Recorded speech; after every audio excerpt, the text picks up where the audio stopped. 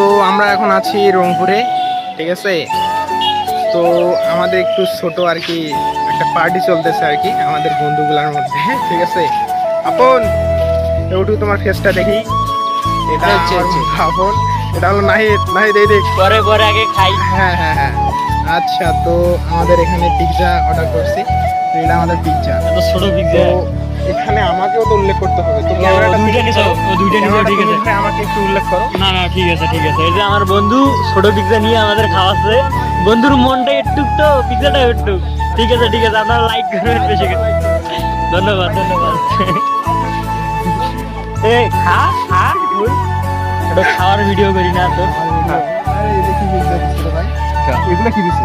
এটা নাসস। এটা হচ্ছে সস। আচ্ছা, হ্যাপি বার্থডে একটা উদ্যাপন করেছে।